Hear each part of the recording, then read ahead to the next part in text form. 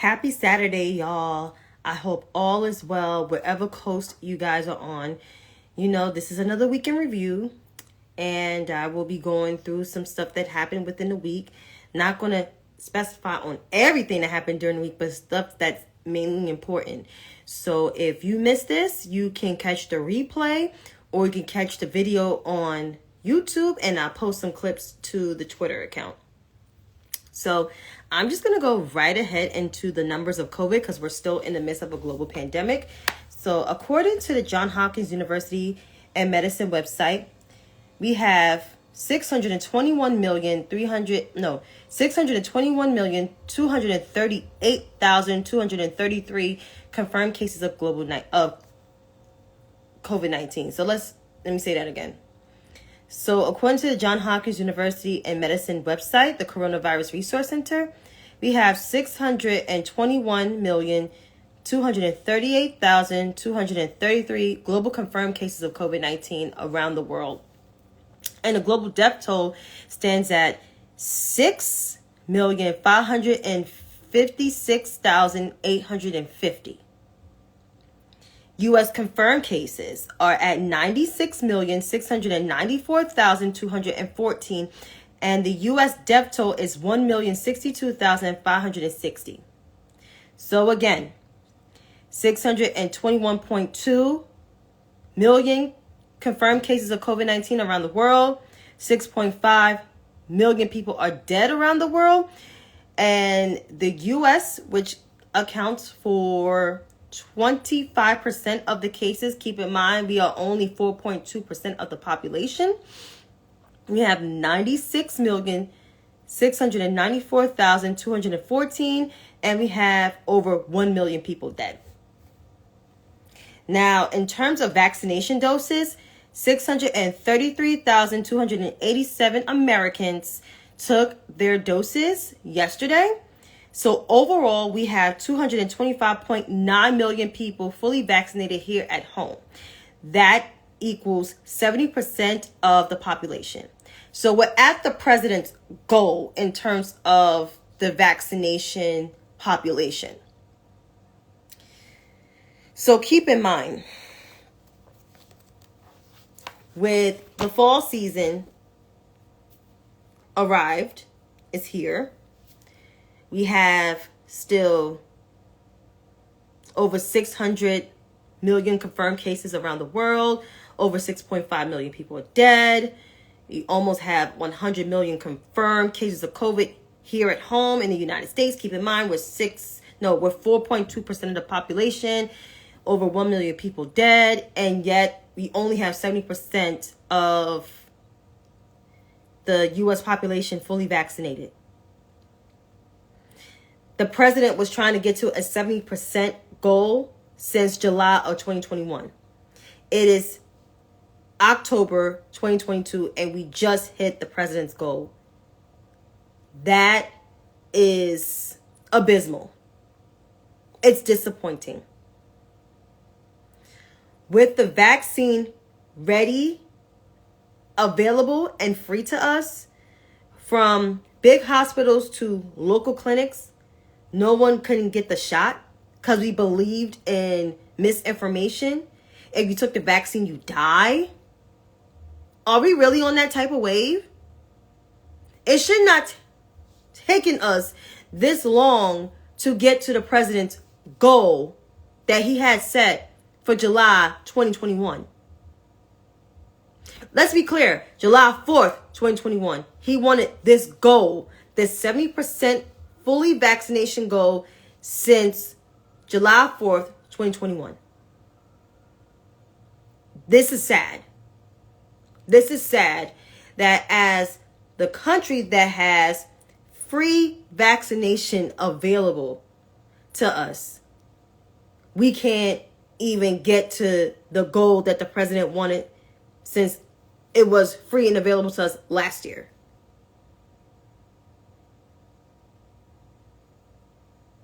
This country has to get its fucking priorities together because it's fucking sad.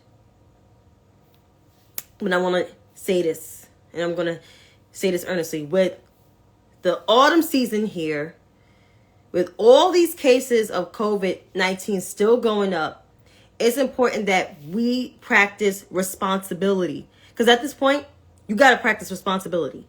Because we're going to have another crazy winter. Not because of the weather, because of all the variants out here.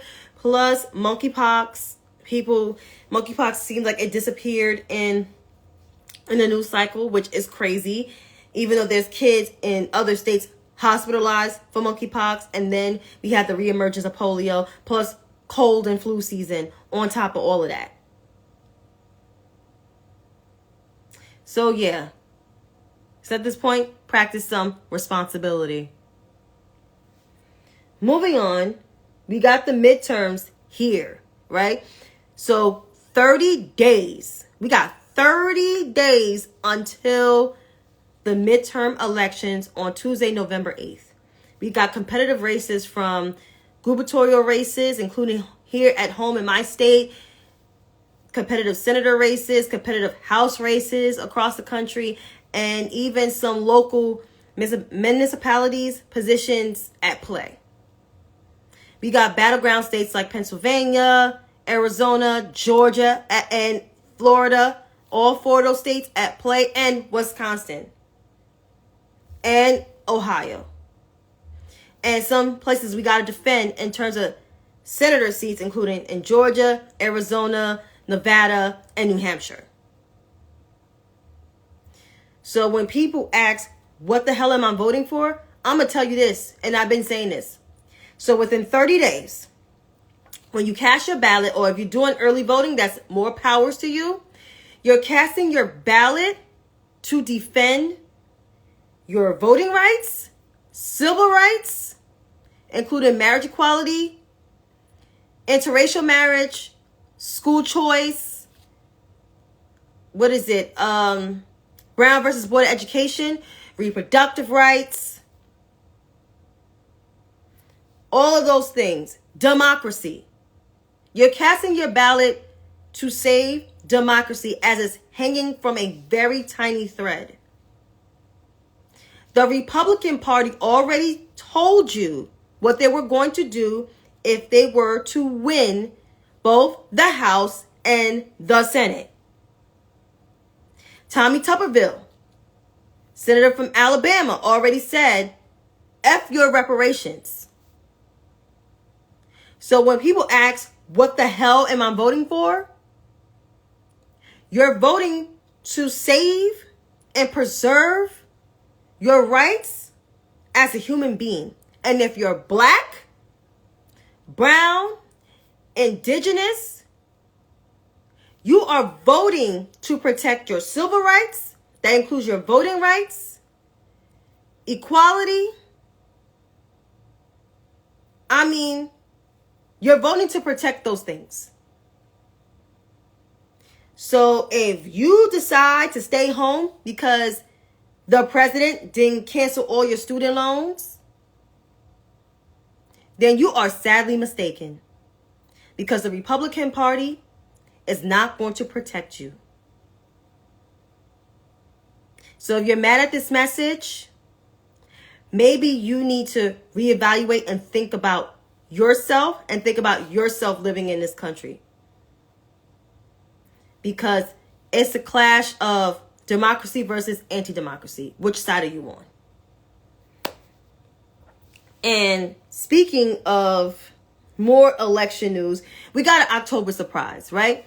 We got an October surprise of the Herschel Walker campaign, which Herschel Walker is running on the Republican ticket for the senator of Georgia, challenging Raphael Warnock, who is the incumbent. He's challenging him, but he had a whole bunch of baggage from the abortion things. I read the Daily Beast. I read the article. There's screenshots of it.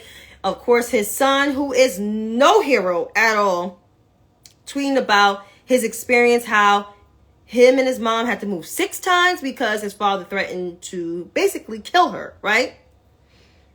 Yeah, so this really ain't looking good for Raphael Warnock. I don't care how much money, this is not good for Herschel Walker. I don't care how much money he raised, it's not good for him. This is actually great for Senator Warnock, but we still got to fight. because believe it or not, there are people that will actually still vote for Herschel Walker just because they want power. So that race is the one to watch. Also, Stacey Abrams' race is another one to watch in Georgia, because if she is elected in Georgia, she'll be the first black woman to be elected as governor of Georgia and first black woman governor, period. Right? Period. So, her race is, she's challenging, again, the incumbent, Brian Kemp. And there are black men, majority black men do support her, but then you got the teeny bit of black men like, I don't know about her. I don't know about her. Well, Stacey Abrams, has a whole plan on how to elevate the black community, not just through financial equity, but, reproductive health, with healthcare in general, expanding the ACA. She has a whole plan. You can go to her website. So all this misinformation about her not supporting certain positions like reparations and, free legalization of marijuana, y'all need to go on her website, because she actually supports those things. And I don't even live in Georgia, and I can tell you that. So I don't know those little teeny bitty black men, and I'm going to be calling them out soon, because it segues into my time to read. See, I got through this real quick. Y'all need to stop listening to those influencers. And speaking of those folks, I would like to draw your attention to Killer Michael, to be exact. So, Mr. Killer Mike is an interesting one. He had the audacity to criticize Stacey Abrams' campaign, which I don't even understand why, criticize her for whatever reason. I have no idea. But I want to pull up the video of him, just criticizing her, because I found it very interesting that how dare that Negro came after her. So I just want to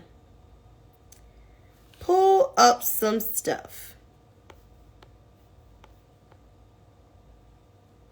So here it is. He was on Charlamagne's show on Comedy Central. Excuse me, Leonard's show. And this is what he had to say. Which means that, but in a state like Georgia, you have to meet people where they are for real. And what I mean is, I'm from Atlanta, and 15 minutes outside Atlanta is Georgia.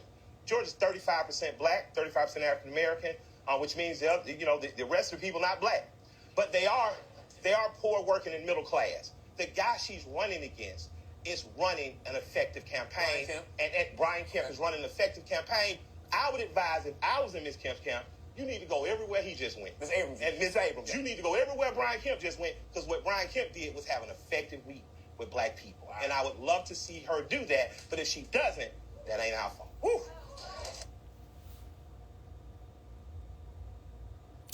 Another person I would like to address, King Randall, founder of the X School for Boys. It's a charter school for all boys. I want to read a series of his tweets because I found it very interesting. So I'm about to pull some stuff up. I got receipts. I'm not the queen of receipts, but I got receipts.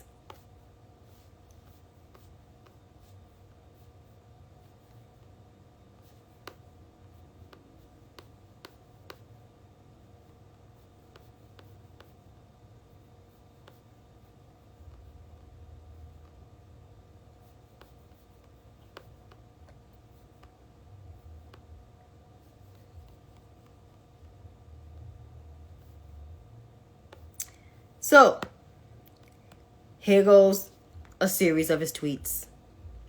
Black folks getting mad at me over who to vote for as if any of the candidates truly care. They don't. They don't. Laugh out loud. Doing for self is best practice, and vote for whomever you feel like may be better for you, but move as if no one is helping you. UMFs are tied to a party. Stop, get help. So let me read that again, because I kind of like jacked that up a little. Black folks getting mad at me over who to vote for as if any of the candidates truly care. He put truly in caps. They don't. Laugh out loud. Doing for self is best practice, and vote for whomever you feel like may be better for you, but move, capital, as if no one is helping you. UMFs are so tied to a party. Stop, get help. Another one. I'm in a public forum for black men with @Brian Kemp, GA. And black male Democrat voters are in here saying they are going to vote for Kemp because of policies, caps, and what he's already done. The other side just have symbolism. Huge thank you to Governor @Brian Kemp GA for meeting with black men today and discussing what you've already done for our state and answering every question we had. We look forward to your visit at the Life Preparatory School for Boys. I thought it was the X School for Boys. Okay.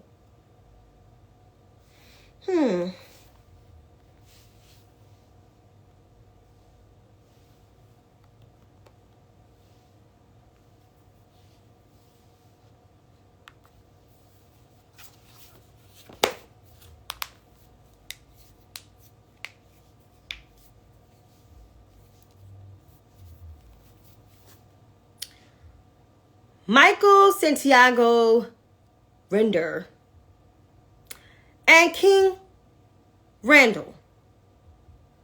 Michael is Killer Mike. That's his name. And King Randall. Are y'all seriously shilling for a man who, let's take a look at what your candidate that you're supporting, Mr. Brian Kemp himself. Let's see. Lifted stay-at-home order, Kemp shifts focus to economic recovery. Where's the economic recovery in Georgia? Signs GOP bill, election bill, despite the outcry from activists.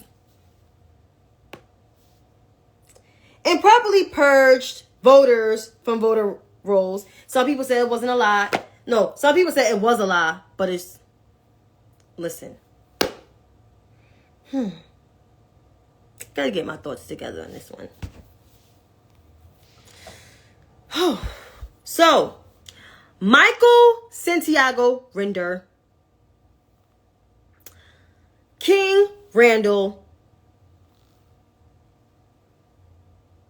You guys are supporting a man, openly supporting a man who, A, signed a bill to limited people's rights to vote in the state of Georgia, including standing on lines, not receiving water, purging people off the voting rolls during his last run in 2018, running for governor while he was still the Secretary of State.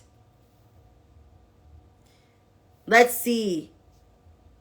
Doesn't care about your public safety, including your public health.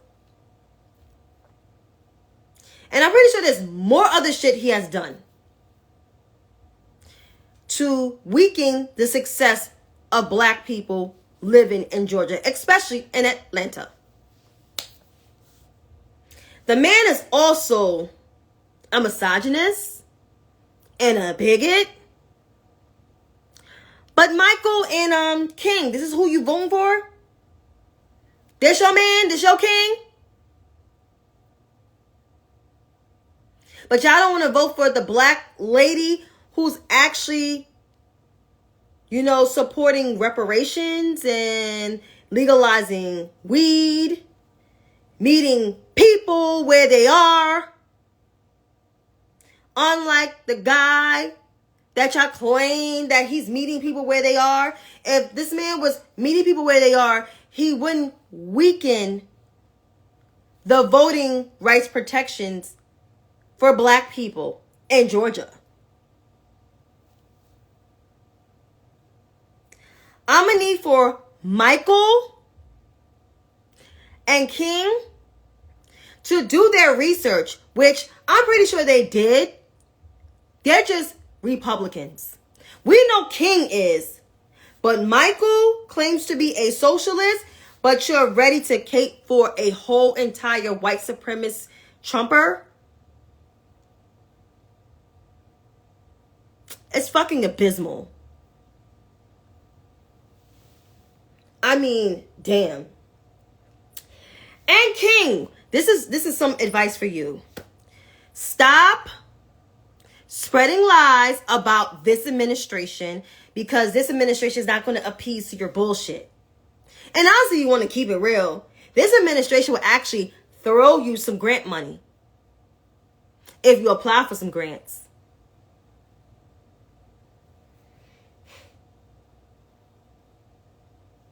I'm just saying. Just saying. And my last thoughts. So, I need to have a conversation with, white Democrats, because you guys will fall for the shiny objects real quick. You guys are already caping for Elizabeth Cheney, Adam Kissinger, and now Christian Walker. Like, I understand Christian Walker's going through his shit and he needs help.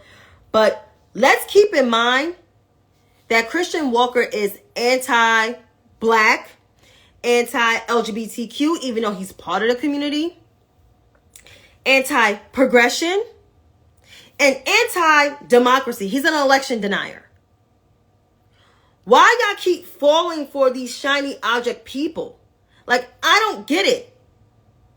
If you guys are really truly allies to black people, to brown people, indigenous people, you will not be falling for the ops.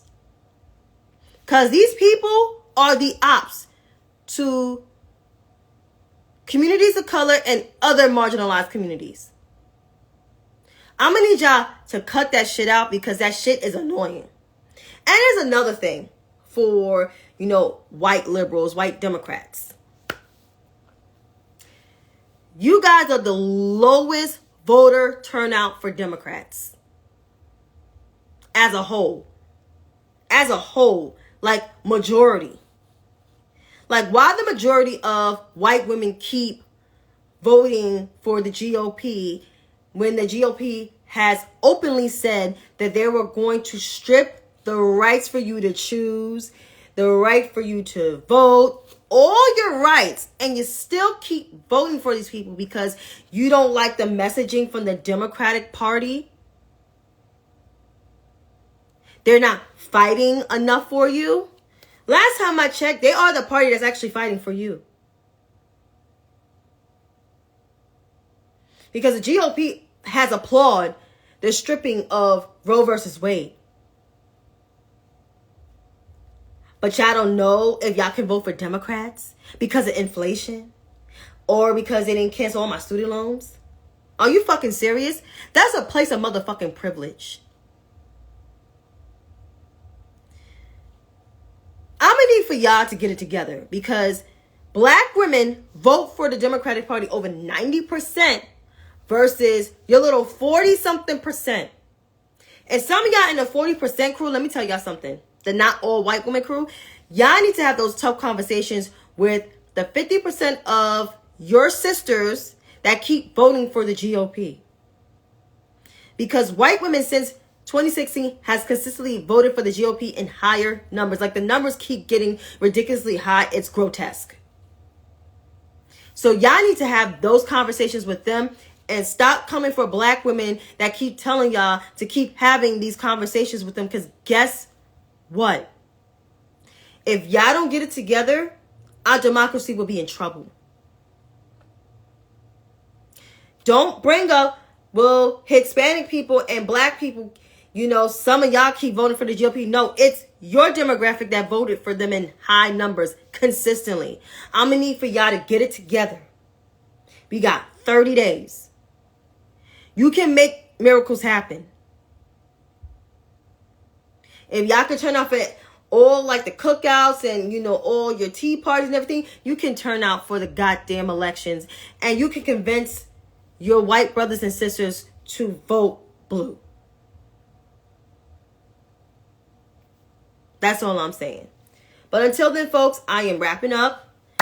I'll see y'all next week. We got 30-something days. Well, actually 30 days. So let's do the damn thing. Until then, have a good night.